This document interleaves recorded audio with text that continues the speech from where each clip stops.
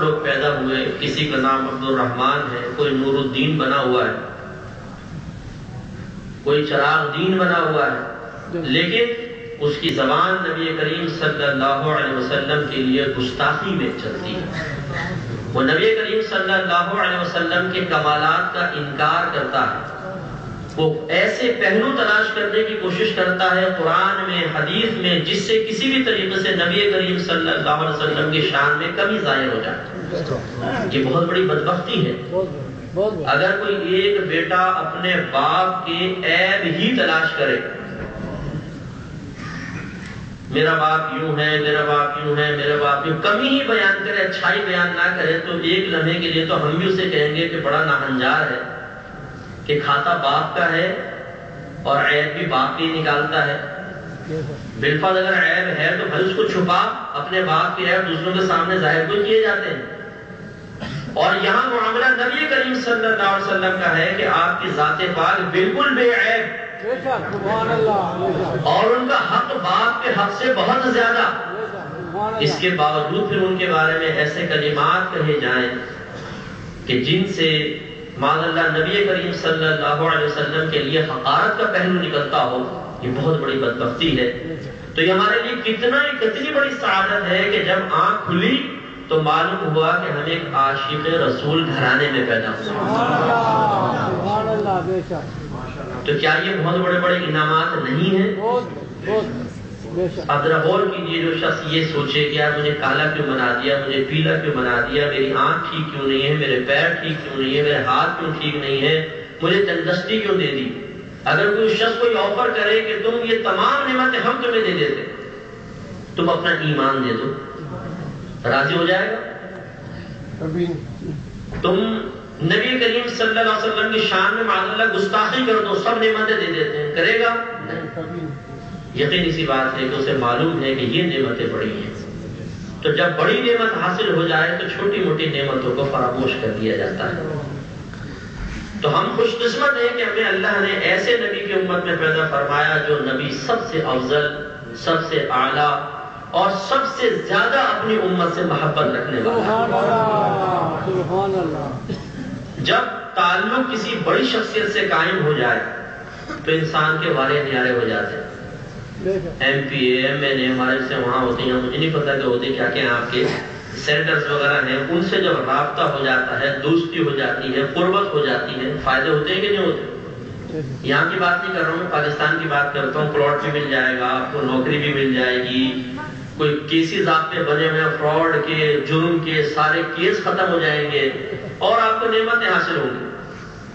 یہاں معاملہ یہ ہے کہ ہمیں قربت حاصل ہوئی ہے اس نبی سے جس کے دست قدرت میں اللہ نے جنت کو رکھ دیا،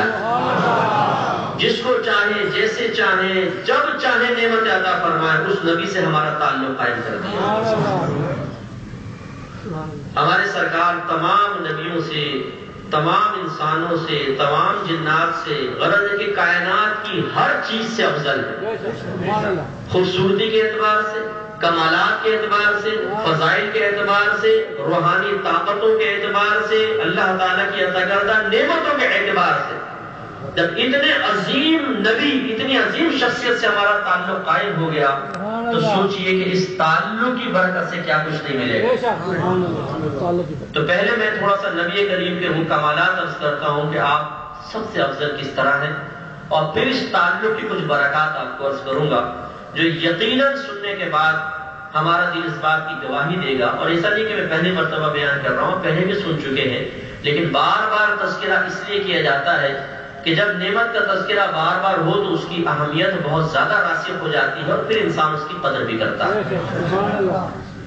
دیکھیے، مہمان خصوصی سب سے آخر میں آتا ہے، جو سب سے معزز ہوتا ہے، سب سے زیادہ اعلیٰ ہوتا ہے، جو سب سے زیادہ مرکز نگاہ بننے کے قابل ہوتا ہے، وہ سب سے آخر میں آتا ہے۔ یہاں پھر معاملہ الٹا ہوا کہ سب سے نکما سب سے آخر میں آیا، لیکن اکثر قاعدہ قانون یہی ہے کہ جو سب سے اعلیٰ ہوتا ہے سب سے آخر میں آتا ہے۔ اللہ تبارک و تعالیٰ نے تمام نبیوں کو بھیجا اور اس کے بعد سب سے آخر میں اپنے نبی کو دنیا میں مبعوث فرمایا،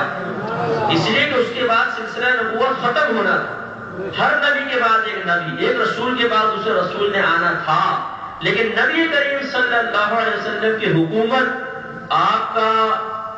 ڈنکا چونکہ قیامت تک بجنا تھا، آپ کی حکومت قیامت تک قائم ہونی تھی، سب سے آخر میں بھیجا۔ سرکار کا سب سے آخر میں آنا بھی آپ کی ایک وجہ کمال ہے۔ سب سے آخر میں تشریف لائے، اور تشریف لانے کے بعد انا خاتم النبیین فرما کر ارشاد فرما دیا، واضح طور پہ سمجھا دیا کہ اب نبوت کا سلسلہ بند۔ یہ آخری اینٹ تھی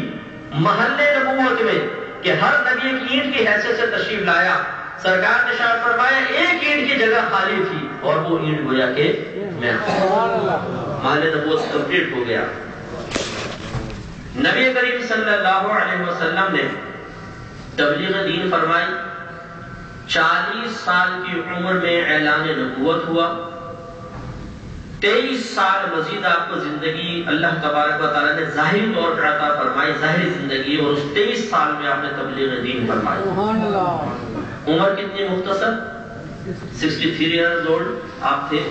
40 سال پہلے نکل گئے، صرف 23 سال میں 23 سال میں ہمارے نبی کریم صلی اللہ علیہ وسلم نے وہ کمال کر کے دکھایا